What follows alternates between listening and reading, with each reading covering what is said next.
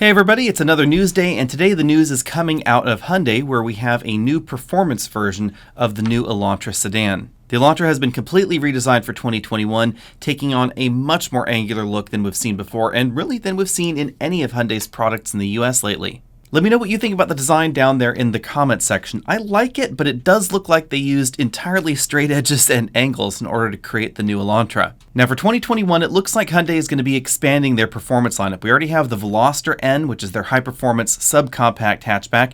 Now we're going to be getting N Line treatments and N versions of other Hyundai models. We've heard a lot of rumors about the upcoming Kona N. I expect to see that in full detail a little bit later this year. It's most likely going to be a newer, revised version of the same kind of drivetrain that we find under the hood of the Veloster N, but likely with all-wheel drive. Now at this point in time, we don't have any detail about an upcoming Elantra N, but we are going to be getting the N Line, which is what we're talking about here.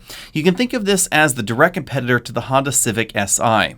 And Hyundai is calling this the entry point to the N brand in the United States. This is going to be the least expensive product with an N on it.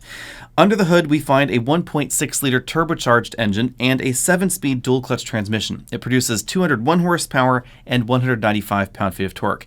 If those performance figures are suspiciously familiar, that's because we don't really see too much of a change under the hood versus the outgoing Elantra Sport. In reality, these horsepower and torque numbers are pretty competitive with entries like the Civic Si, and again, the rumor mill is telling us that we may see a more powerful version of the Elantra at some point in the future. Lots of rumors swirling around about that. We don't know too many details, but the rumor mills are saying that we may be getting a new 2-liter turbocharged engine under the hood of some of Hyundai's vehicles, and that might find its way into a full-on Elantra N. On the outside, you'll notice some subtle changes versus the other versions of the Elantra. We have a lot of glossy black going on there. We have some unique 18-inch alloy wheels.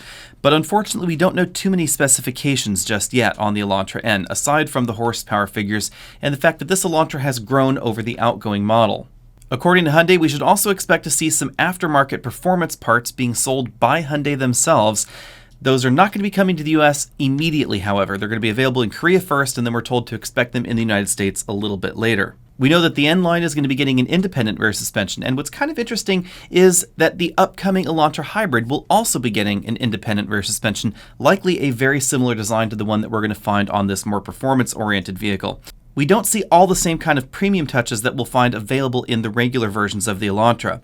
For instance, the Elantra for 2021 is going to have the option of having a dual-screen infotainment and instrument cluster on the dashboard. It looks very much like a Mercedes-Benz S-Class in that respect, only instead of having 12-inch screens like we find in a Mercedes, these are 10.25-inch screens, so just a little bit smaller, but still an awful lot of screen real estate for a compact sedan in America. But for some reason, we won't find that dual screen setup in the Elantra N Line. Instead, we're going to get a more traditional instrument cluster with a large tachometer on the left, big central speedometer, and then a color multifunction display on the right side.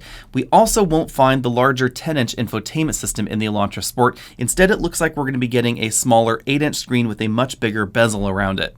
If you want to get your hands on an Elantra N Line, you shouldn't have too much longer to wait. According to Hyundai, this is going to go on sale before the Sonata N Line goes on sale. That's going to be getting their larger turbocharged engine, a new 2.5-liter turbo, and their new 8-speed dual-clutch transmission.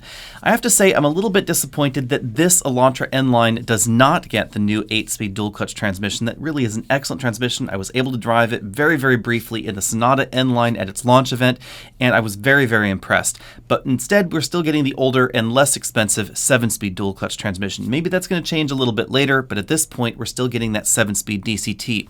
So the drivetrain is going to be very similar to the outgoing model, but expect this to handle significantly better. One thing that Hyundai has really been focusing on is driving dynamics lately, and we see that in a wide variety of their newer products. A lot of that has to do with Albert Biermann, who they stole away from BMW's M division.